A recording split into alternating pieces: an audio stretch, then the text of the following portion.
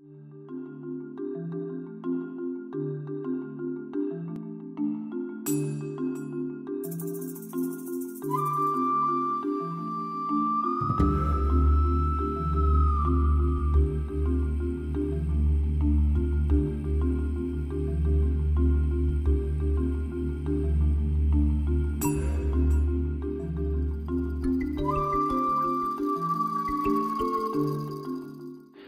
dirais une de mes premières influences, c'est assez simple, c'est Shepard Fairey, donc celui qui est derrière Andre the Giant, là, aussi plus connu sous Obey.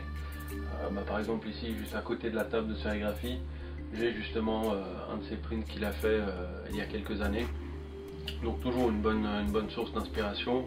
Après je dirais une grande influence aussi, c'est quand c'est pendant les voyages en Angleterre. C'est vrai qu'en Angleterre il y a beaucoup ce qu'on appelle aujourd'hui du street art. Par exemple Banksy ou il y a encore Pure Evil, sont des artistes que je regarde pour voir ce qu'eux ils font, puis c'est vrai que c'est toujours une bonne source d'inspiration. Après en Suisse il y a beaucoup de graffiti, et ça c'est une source d'inspiration qu'on trouve à tous les coins de rue aujourd'hui, et que je prends plaisir à regarder déjà, et puis après à m'inspirer pour peut-être de nouvelles œuvres.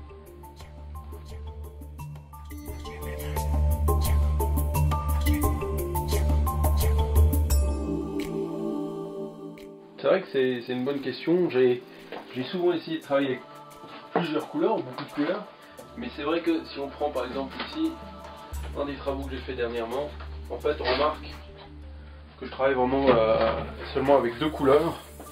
Et en fait ce que j'aime beaucoup, en fait, le fait de travailler avec deux couleurs, c'est que vraiment on a un fond, on va dire, qui peut travailler avec des effets négatifs, et puis une finition avec l'objet, on va dire, principal, qui est en noir. Donc vraiment il y a cette idée de contraste, cette idée de flash.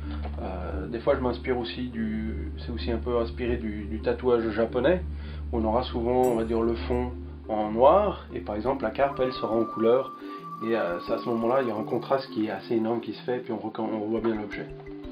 Après c'est vrai que pour moi la simplicité, c'est vrai que dans la simplicité des couleurs, en fait il y a beaucoup de choses qui peuvent ressortir. Il n'y a pas besoin d'avoir énormément de complexité ou énormément de couleurs pour faire ressortir une idée ou un concept. Par exemple dernièrement je me suis amusé à faire avec des stencils. J'ai repris une vieille photo d'un gamin avec un robot, vieille pub et tout, et puis pour finir on voit qu'on est avec du noir et du gris, contraste très simple, mais pour finir ça ressort. Après ce que moi je vais travailler aussi, c'est le fond, donc la surface sur laquelle je vais imprimer. La plupart du temps ça va être sur des vieux magazines, des collages de vieux magazines, en donnant une patine, en travaillant vraiment pour avoir la sensation d'avoir une surface assez usée ou ancienne, et ça en fait va aussi contribuer en fait au print.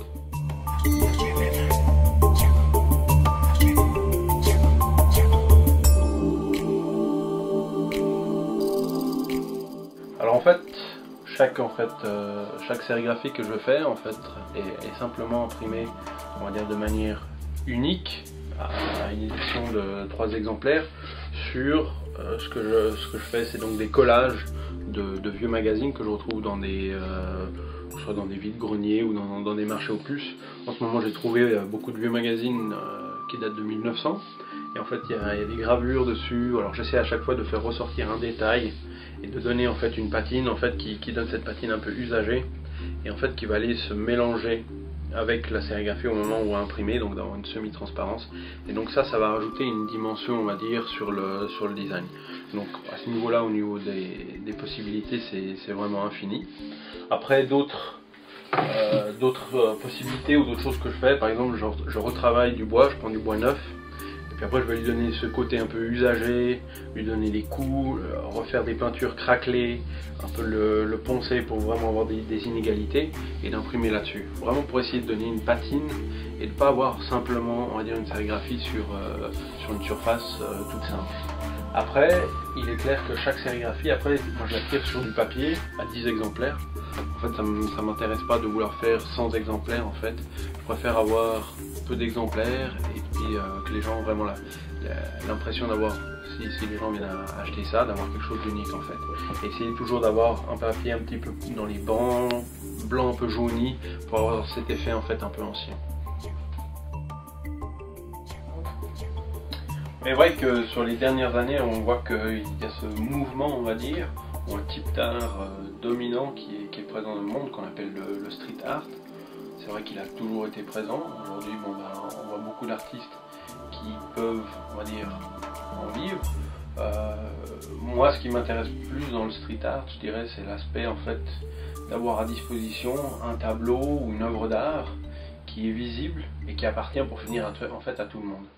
Donc il y a moins cette notion de c'est mon tableau, c'est à moi, c'est vraiment ouvert au monde entier, et puis c'est vraiment quelque chose qui m'intéresse de plus en plus, quelque chose que j'ai envie d'explorer et que j'ai envie d'essayer en fait. J'ai essayé de faire des collages justement dans la rue, j'ai aussi fait quelques graffitis, mais pour l'instant rien de concret.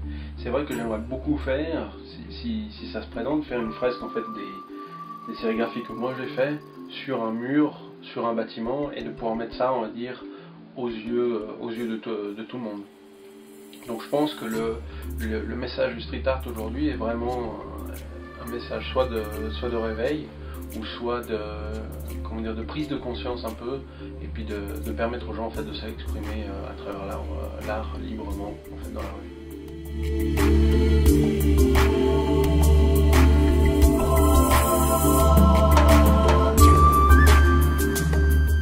C'est une bonne question, c'est vrai que beaucoup de gens m'ont demandé, et puis en fait si je prends une des premières sérigraphies que j'ai faites, en fait on y retrouve justement le crâne. Ça c'est une de mes toutes premières créations, et j'avais fait le premier, en fait c'était un crâne avec des fleurs que j'avais appelé Lotus Warrior. En fait pour moi le crâne reste la chose, la création on va dire de la nature, la chose la plus belle, de par sa finesse, de par ce qu'il contient, au niveau que ce soit au niveau de nos connaissances, au niveau de l'imaginaire. En fait, on va dire cet objet ou cette partie de notre corps, en fait, renferme beaucoup de choses précieuses et magnifiques. Alors c'est vrai qu'on peut voir, on y voit la mort, mais pour moi ce que je vois c'est pour finir le contenu, en fait, ce qui s'y retrouve à l'intérieur, et en fait ce que pour finir, cette partie du corps en fait, nous permet de faire. On peut voir, on peut entendre, on peut goûter, et tout ça se retrouve, on va dire, dans le crâne. Et c'est pour ça que pour moi c'est plus quelque chose de magnifique que quelque chose de, on va dire, de morbide. Il est vrai que je fais pas mal de choses, je dirais. Dernièrement, je passe beaucoup de temps à faire du longboard. J'ai fait pendant longtemps du skate à un bon niveau, puis bon, 2-3 accidents ont fait que j'ai dû arrêter. Et là dernièrement j'ai repris le longboard, et puis je veux dire que ça c'est vraiment cool, et puis on retrouve des bonnes sensations. Quand je peux et quand les moyens sont là, de voyager. J'ai toujours aimé voyager pour aller voir ce qui se passe ailleurs, comment les autres vivaient, puis voir aussi ce que font les artistes en fait du monde entier. J'adore surfer, et puis aussi dernièrement j'ai commencé à faire du yoga avec ma copine. Alors ça c'est pas toujours, on va dire, c'est pas toujours facile, mais on s'en sort, on se fait plaisir, ça fait du bien un peu de respirer au niveau de l'esprit. Et puis j'adore constamment apprendre en fait, donc c'est vrai qu'en ce moment j'essaie d'apprendre pas mal de choses sur différentes façons, que ce soit de faire de la sérigraphie ou que ce soit de faire des graffitis. Toujours cette envie d'apprendre ou de réessayer des nouvelles choses, des nouvelles techniques. Donc à ce niveau-là, le temps passe assez vite, donc on attend le jour d'après pour apprendre encore autre chose, et puis on essaye tous les jours en tout cas de faire un peu le longboard.